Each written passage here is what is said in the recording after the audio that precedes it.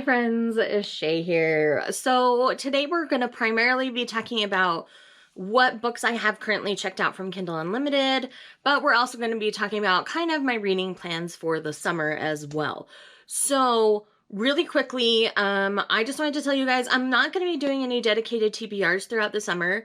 I'm just going to kind of free read. I'm going to read what feels good, what I want to read. I'm going to reread some things that have been like calling to me.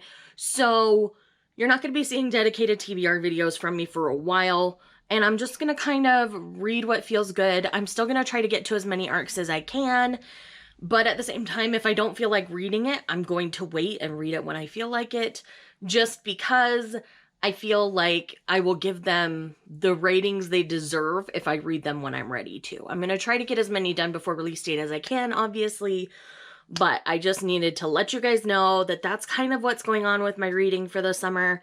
With that said, let's go ahead and dive in. I've got a bunch of stuff checked out from Kindle Unlimited. I have my full 10 checkouts right now.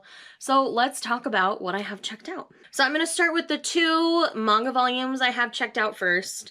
They're both volume 1s in series. So the first one is Land of the Lustrous. Now I did used to own a physical copy of this one, but I have since I've been so on the fence about it, and now that it's available on Kindle Unlimited, I have opted to try it digitally, and then if I really enjoy it, I'll either buy all the volumes physically or I will buy digital copies of them, because I am running out of space very quickly in my library, and yes. So the next one is another one that I've been recommended to read a lot, and that is Defying Kurosaki-kun.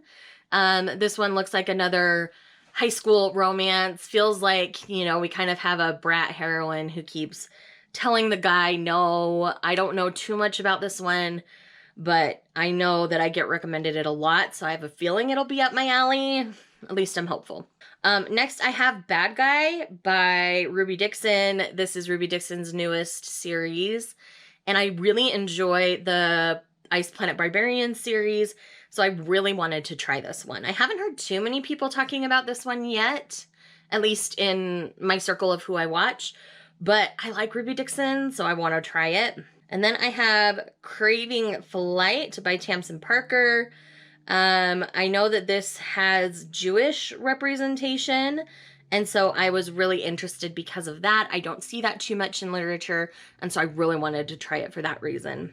And then I do have a Christina C. Jones checked out, and that's Ante Up. Again, I don't know too much about this one, but I've not read any Christina C. Jones yet. Heather's mad at me. I need to read Christina C. Jones. I'll get there. I promise. I will. Next on the list is White Whiskey Bargain by Jody Slaughter. Izzy loves this book. Izzy and I seem to have pretty similar taste in books, so I really wanted to read something that she loves so much to see where I stand with it. Next up, I have Tempting Hades by Emma Hamm. In this one, it's a Hades and Persephone retelling, obviously, but I've read other things by Emma Hamm, and I really, really liked them, so I'm hopeful that I'll enjoy this one as well. Next up, I have Bride of the Traitor by Haley Feynman. I've heard amazing things about this particular series. It's kind of like Viking hero-esque. And the guy on the cover of this first one, like, he's got a big scar on his face. He looks brutal, and I just really am liking the look of it, and everything I've heard has been pretty positive about it, so I'm excited. The next one is Infernal by Lindsay Hall. Again, this is another, like, Hades and Persephone take, and he looks more like a fallen angel, and I do like the fallen angel, like, trope, so I'm really, really excited about getting into this one. Originally, I was going to read it a while back for some readathon. I don't remember which one right now, but it wasn't for Love in the Night. It was something else. But either way, I'm very, very excited. And then last but not least, for my Kindle Clear Out, or not Kindle Clear Out, I think that was the other one I was looking for. The other one I have checked out from Kindle Unlimited, there we go, is The Forbidden Man by Karina Halley. This is an older woman, younger man romance, and I believe he's a pro soccer player. She's the physical therapist, I believe, and it's taboo because they're not supposed to be together at all. So a couple other quick things you should take note of. I am a co-host for the Taboo Book Club this month. We will be reading Priest by Sierra Simone because our forbidden taboo trope is priest romances. So we're gonna do this one. There's another one coming out later this month that I'm kind of interested in, so I might go ahead and read that coming up soon as well. Our Thirsty Thursday pick for June is Dick Fight Island, which is right here. Y'all heard me like rave about this in May, so just know that this is coming up soon. And we'll be talking about that. It'll either be the last Thursday of June or the first Thursday in July. We have not solidified our date yet, but again, I'm very, very excited about that. And then for Tell It Again, this month we're doing, I believe it's called Underworld by Meg Cabot. We're doing this whole trilogy. So the August pick will be the third book in the series. I can't remember the title of that right now. And then in July, we're going to be doing volumes 7, 8, and 9 of Requiem of the Rose King. And y'all know how much I love this series. So I am very, very excited that we're continuing to do it for Tell It Again. So with that said, let's kind of talk about why I'm doing this. I have found myself feeling too much pressure and too much stress to read certain things. And I didn't like how that felt. And it's made me kind of not want to read anything that I'm supposed to in those words. So I'm trying to just read what feels good and what feels right to me. And I think that's how everybody should do their reading.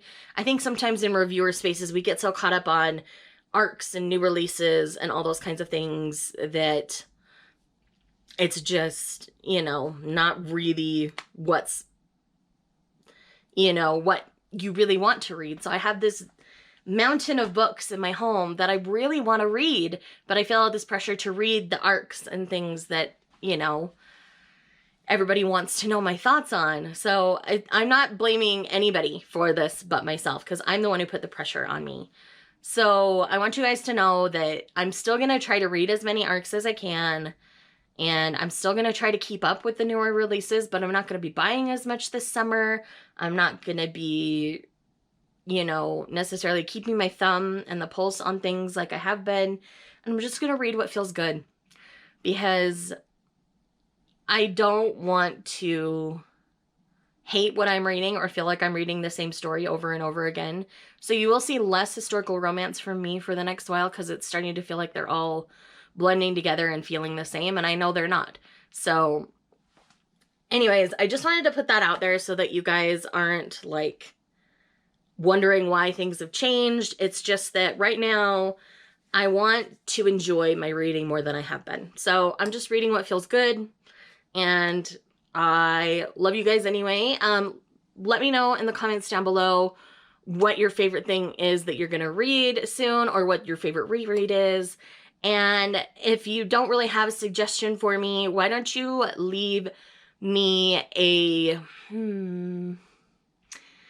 flower emoji, whichever flower emoji is your favorite. Leave that down below. All right, guys, talk to you later. Bye.